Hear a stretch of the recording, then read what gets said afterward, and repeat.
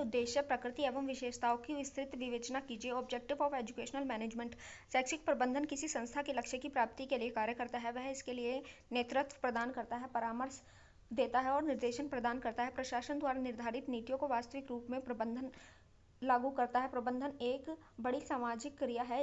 इसे संगठन के प्रभावशाली और अल्पव्ययी नियोजन के लिए उत्तरदायी माना जाता है। इसकी क्रियाओं में निर्णय का आयोजन, उसे लागू करना और कर्मचारियों को निर्देशन देना है। अतः शैक्षिक प्रबंधन को सुचारू रूप से कार्य संपादन के लिए पूर्व में ही लक्ष्यों का निर्धारण करना होता है। शैक्षिक लक्ष्यों को प्राप्त करने के लिए उस प्रकार का वातावरण निर्माण करना होता है और वैसे ही परिस्थिति उत्पन्न करनी होती है ताकि शिक्षा के लक्ष्यों की प्राप्ति सफलतापूर्वक हो सके। अतः शैक्षिक विकास को ध्यान में रखकर शैक्षिक प्रबंधन के उद्देश्य को हम निम्नलिखित रूप में समझ सकते हैं।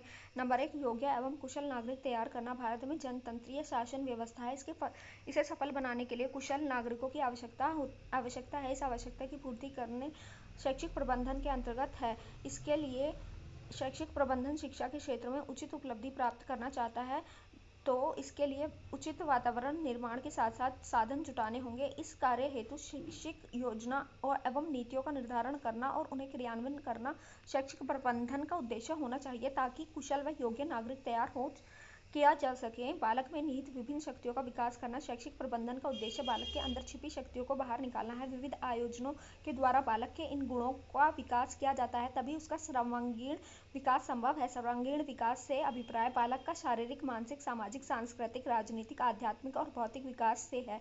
इसलिए बालक की दृष्टि का विकास करने के लिए उसे कुछ उत्तरदायित्व सौंपे जाते हैं। उनका निर्वहन किस प्रकार हुआ है, कहाँ तक हुआ है, जानने के लिए तथा नवीन मूल्य, सिद्धांतों, आदर्शों का निर्धारण हुआ अथवा नहीं पता लगाना और उनमें निहित गुणों व शक्तियों का विकास करने के लिए उसे प्रशिक्षण की आवश्यकता शैक्षिक प्रबंधन द्वारा की जाती है। शैक्षणिक कार्यक्रम एवं अन्य गतिविधि का संचालन करना। शैक्षिक प्रबंधन का उद्देश्य विविध कार्यक्रमों का आयोजन करना ताकि बच्चों को समुचित विकास संभव हो सके। इस उद्देश्य की पूर्ति हेतु शिक्षा प्रबंधन शिक्षा के विभिन्न स्तरों प्राथमिक, उच्च माध्यमिक आदि विभिन्न गतिविधियों का संचालन करता है। शिक्षा संबंधी कार्यों को संपन्न कराता है, अन्य कार्यरत व्यक्तियों की सहायता करता है और आवश्यक साधन व सामग्री जुटाकर उचित विकास हेतु वातावरण तैयार करता है। कर्मचारियों की सेवा एवं प्रशिक्षण आदि की व्यवस्था करना। शैक्षिक प्रबंधन शिक्षा विभाग से जुड़े कर्मचारियों की सेवा, शर्तें, नियुक्ति एवं प्रशिक्षण की व्यवस्था करता है और आवश्यकता अनुसार समय अनुसार परामर्श देता है, निर्देशन देता है और सुझाव देता है। इस प्रकार शैक्षिक प्रबंधन कार्मिकों के मध्य एवं विविध कार्यक्रमों के मध्य समन्वय स्थापित करता है और कार्य को निर्बाध गति से आगे बढ़ाता है। शैक्षिक प्रबंधन का यह महत्वपूर्ण उद्देश्य है। इस संदर्भ में ग्राम बेलफोर महोदय का मत है, प्रबंधन का लक्ष्य यह है कि ठीक विद्यार्थियों को ठीक प्रकार के अध्यापक से राज्य की वित्तीय परिस्थिति के अनुसार ठीक शिक्षा मिले। शैक्षिक संस्थानों का निरीक्षण, पर्यवेक्षण करना एवं निर्देशन देना। शैक्षिक प्रबंधन इस उद्देश्य की पूर्ति हेतु शिक्षा संस्थाओं का निरीक्षण करता है, उनका पर्यवेक्षण करता है और आवश्यकता के अनुरूप निर्देशन देता है। शिक्षा से जुड़े उचित कार्य और विचारों को यह प्रोत्साहित करता है। प्रत्येक कर्मी तथा अधिकारी को निज कर्तव्य का ज्ञान कराता है, उत्तरदायित्व वहन करने के लिए तैयार करता है, अधिकारों से अवगत कराता है। इस संदर्भ में डॉक्टर संपूर्णानंद का मत है, शैक्षिक प्रबंधन ऐसा होना चाहिए कि अध्यापक अपने कार्य पर विश्वास करे, अपनी विशेषता को कक्षा में अध्यापन के समय प्रस्तुत करे और जब भी अध्यापक का उत्साह कम होने लगे तो प्रशासन द्वारा प्रोत्साहन मिल सके। वित्तीय की व्यवस्था करना। शैक्षिक प्रबंधन का उद्देश्य है कि शिक्षा के कार्यक्रम को संचालन करने हेतु धन की व्यवस्था करे। धन के अभाव में कोई भी नीति अथवा योजना सफल होना संदिग्ध है। यहाँ धन कहाँ से प्राप्त होगा, कैसे प्राप्त होगा, कब प्राप्त होगा, इसका अधिकतम उपयोग किस प्रकार संभव है, यह सब विचार और व्यवस्था शैक्षिक प्रबंधन करता है। शैक्षिक नीतियों और योजनाओं तथा शिक्षा की प्रगति से अवगत कराना। शैक्षिक प्रबंधन के उद्देश्य के अंतर्गत शिक्षा की प्रगति से समाज को संबंधित नागरिकों को, व्यवस्थापकों तथा अन्य विशेष अधिकृतों को अवगत कराना होता है और समय समय पर जो नीतियां निर्धारित की जाती हैं, योजना बनाई जाती हैं तथा उनका परिणाम रहा, इसकी प्रगति या अवनति से उन्हें परिचित कराना आवश्यक होता है ताकि अनुचित कार्यों से बचा जा सके और गलत विचारों को रोका जा सके।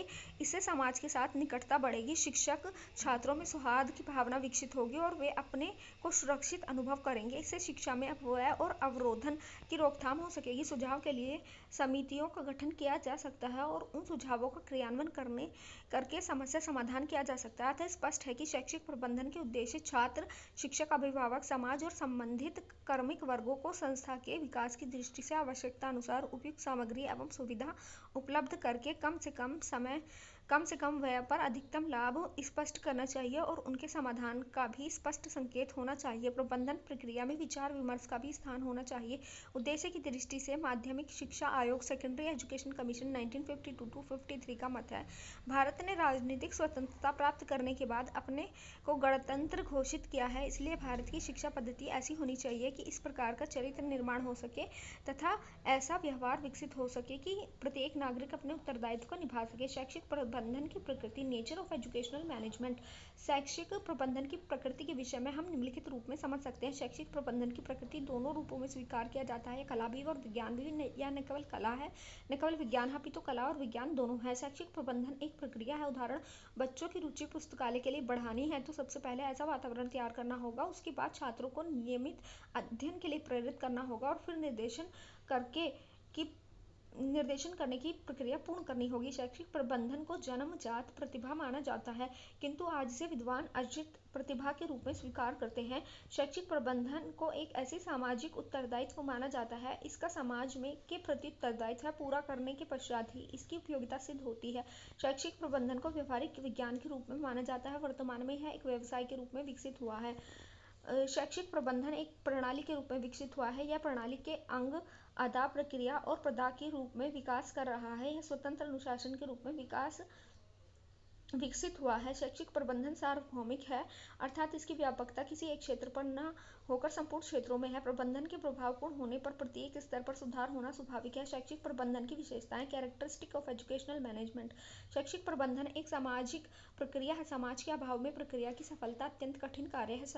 शैक्षिक प्रबंधन उद्देश्यपूर्ण होता है, उद्देश्य की पूर्णता को सफल बनाती है। शैक्षिक प्रबंधन संगठन की आवश्यकता है, इसके अभाव में संगठन की सफलता संदिग्ध रहती है। शैक्षिक प्रबंधन किसी एक व्यक्ति का प्रयास नहीं है, यह तो सामूहिक प्रयासों का प्रतिफल होता है। शैक्षिक प्रबंधन की आवश्यकता किसी एक स्तर पर नहीं होती, बल्कि यह तो प्रत्येक स्तर पर आवश्यक होती है। शैक्षिक प्रबंधन न केवल कला है, न केवल विज्ञान है, अपितु यह कला और विज्ञान दोनों है। शैक्षिक प्रबंधन एक विशिष्ट प्रक्रिया है, इसके द्वारा मानवीय एवं भौतिक संसाधनों में समन्वय स्थापित करके कम से कम व्यय में अधिक से अधिक लाभ प्राप्त करना इसकी विशेषता है।